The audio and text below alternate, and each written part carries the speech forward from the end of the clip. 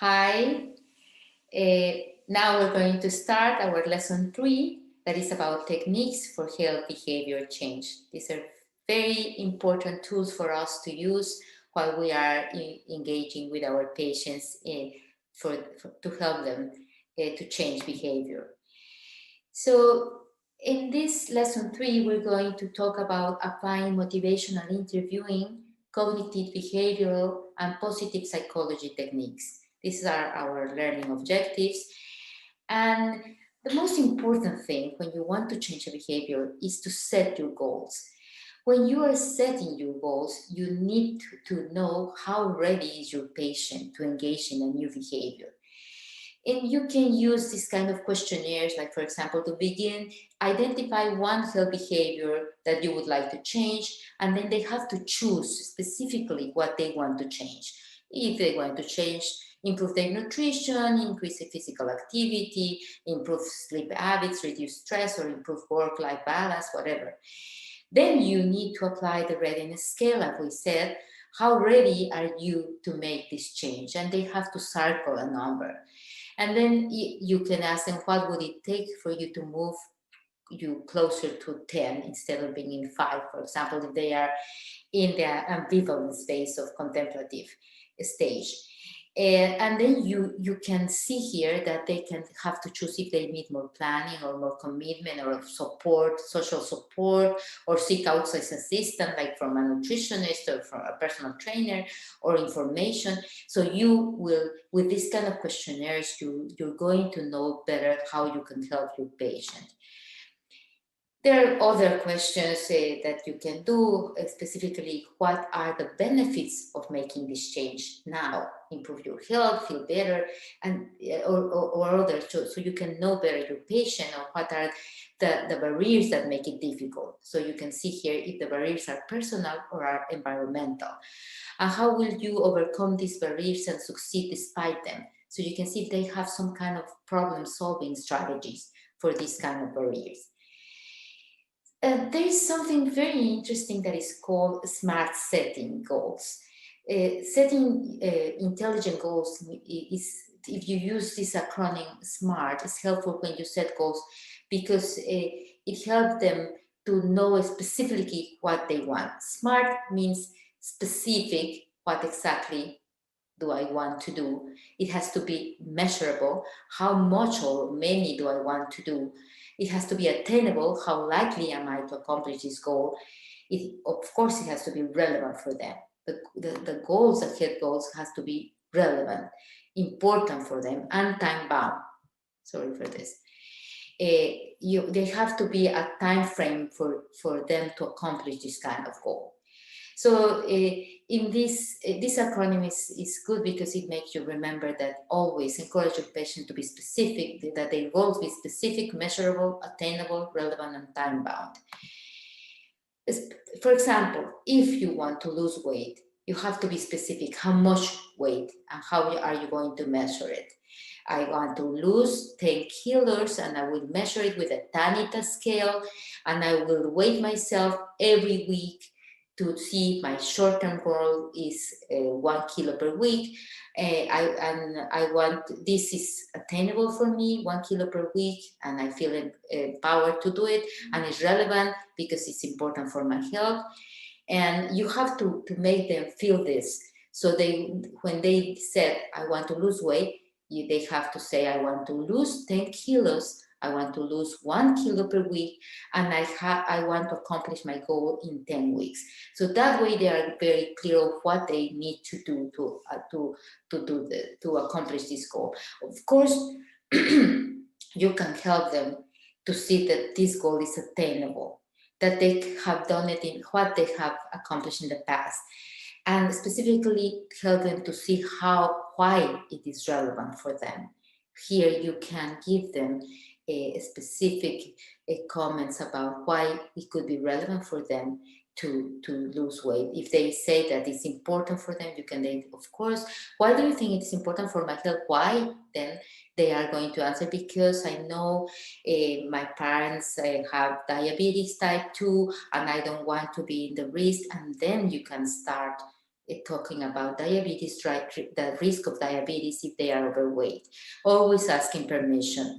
Always have to start with them telling you, and then you can talk about that. So there are resources that you can have, like for example, this Wellness at Dartmouth that can support you on the path to achieve health and wellness goals. It can help your patients, and it can help you as a person, as a coach. There are health coaches available for one-on-one appointments as well as customized workshops. And you can always have an email to set and you can set appointment in this telephone, and this is the link. It's very interesting. Go through it in the course. You can enter the link and go through it because it's interesting. It's always going to help you and help your patients, and you can see what kind of work they are doing. So motivational interviewing is the key element and the central puzzle in efforts to change behavior. This is the most important resource that you can have. And you can always, the research on this has emphasized that the best questions to ask is why do people change, and what can we do to help them? Researchers have come to this idea that the most important questions are these two questions. What make a people change, and what can we as health professionals do to help them? So this is an evidence-based technique, and it's a client-centered, goal-oriented method for enhancing intrinsic motivation change. So to have positive clinical outcomes, we always have to understand their situation instead of trying to manipulate it to change. Respect each patient's autonomy, it's very important, and draw out ambivalence about change. You know, this draw ambivalence is very important if you give them specific arguments, cognitive arguments, for them to know why it's important to engage when they are ambivalent, to engage in a changed behavior. To evoke change talk is really important, and to allow the patient to develop their own treatment plan. This partnership is the most important. You are not going to impose. It has to come from them. They know better how they can achieve, what has worked in the past, and you just have to be a facilitator in this process. So in motivational interviewing is guided by several principles. The first one is avoid argumentation. You have to roll with the resistance of your patient, and you have to express empathy, true empathy. They don't care about how much you know. The most important for them is how much you care about them. Sorry. Then you have to develop developing discrepancies, supporting self-efficacy. Counselors avoid harsh confrontation. That doesn't work. And in motivational interviewing, the emphasis is in the need for change and increase the confidence that they can change, that they can do it. That's the most important. So if you cannot remember all the processes and techniques of motivational interviewing, if you're able to involve the spirit of motivational interviewing in every patient interaction, you're going to have a long way on making a difference for your patient. So the spirit of motivational interviewing, the first one is partnership. This is a collaborative partnering with patients. You have to see that the patient as an expert of themselves. As I said, they know better. Ask always for permission, avoid premature focus, and focus on mutual understanding versus the care manager being right. It's not that I'm being right and you're wrong. You have to be always to see them as the expert of themselves to empower them in this. You have to accept their autonomy and their absolute worth. You have to be compassionate and have to show a genuine care and concern for their situation, and understand and validate their struggle. And evocation, that is the most important. Instead of telling patients what to do, you have to evoke the patient's own motivation and resources for change, and to trust the patient to be motivated for something. And you have always asked instead of tell, and avoid expert trap. This is the most important. So I love this phrase from Blaise Pascal that says people are usually better persuaded by the reasons which they have themselves discovered than by those which have come into the minds of others. So the reasons have to come from your patients.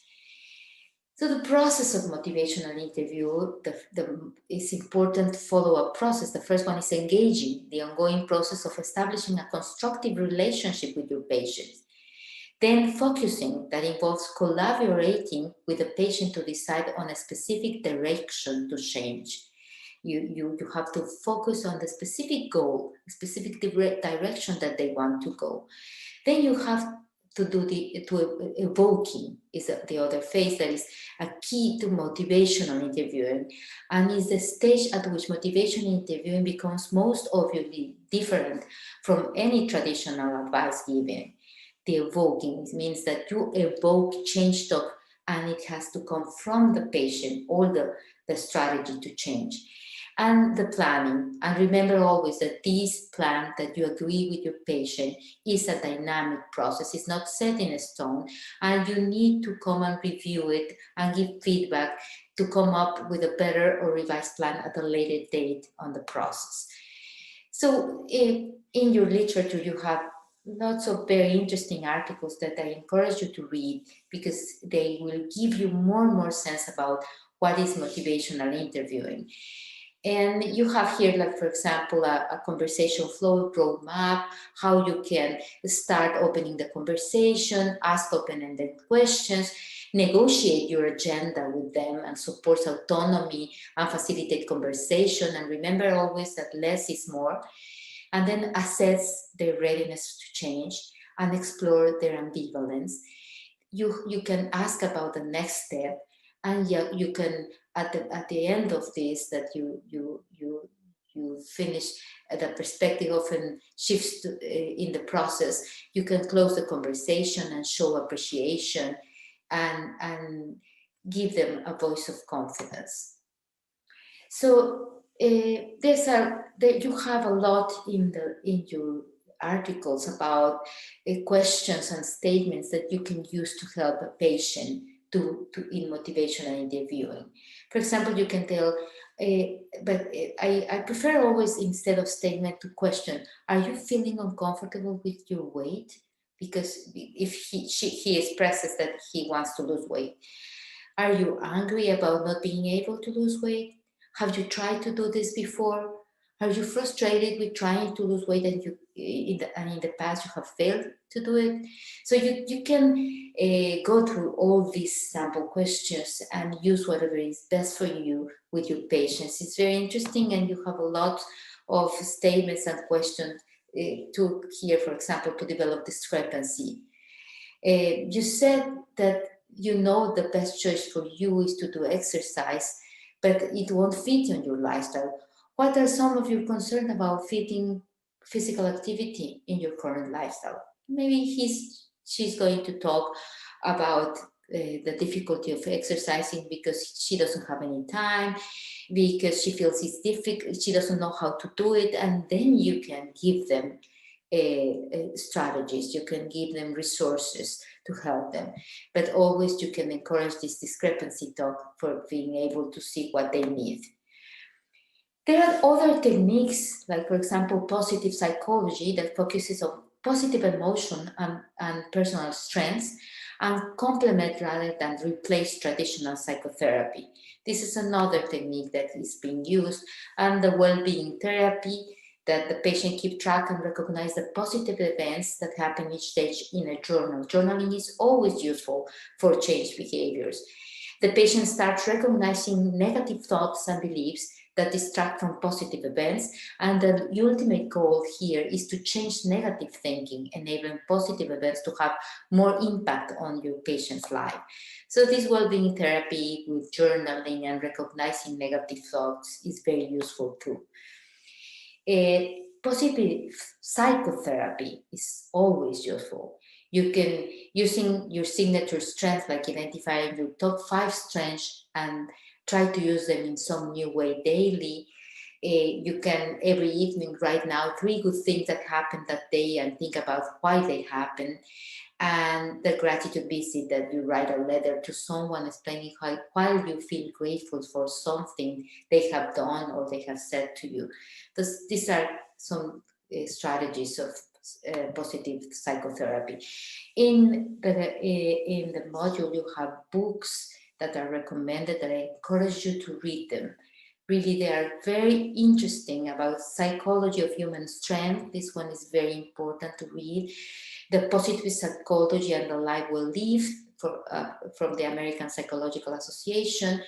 And this one, the Positive Psychological Assessment, is a handbook, is very, very useful that you can use with your patients. So I encourage you to read these books, to search for the websites that can help you. This Coaching and Positive Psychology Initiative in Harvard is very interesting. You go and visit this link, and the Authentic Happiness link from the University of Pennsylvania is a center that offers free resources to anyone who registers, and including signature and strengths questionnaire. So these are resources that you can also use for helping your patients. Cognitive behavioral therapy is a very important technique, and is for example, in obesity, non-invasive treatments, medical treatments, dietary approaches, and physical activity have not been successful. Even the invasive surgery to treat obesity. With this epidemic of obesity that we are facing globally, we need to change eating behaviors and thought patterns. Reduce weight in most cases with all the non-invasive treatments, and even the surgery always return, and weight maintenance has not been stable with all these techniques. So we need to engage in change eating behaviors and specifically thought patterns. And for this, cognitive behavioral therapy is the best. So this is a new way to treat obesity that should be multi-dimensional interventions. CBT, along with diet and exercise, should be used to improve the effectiveness of traditional methods of obesity, of treating obesity. And when you use CBT to treat obesity, it's based on its cause and its nature. And this multi-dimensional interventions are effective with a focus on sustainable change in lifestyle. This is the next thing to do to help people through cognitive behavioral therapy to eat mindfully, to be aware of what are the negative thoughts and emotions that lead them to overeating. And this is something that we're going to see much more, instead of just using the traditional methods, to engage the patients in multi-dimensional interventions for better results. This is the end of this lesson, and we're going to follow through our module to our fourth lesson in the next minutes.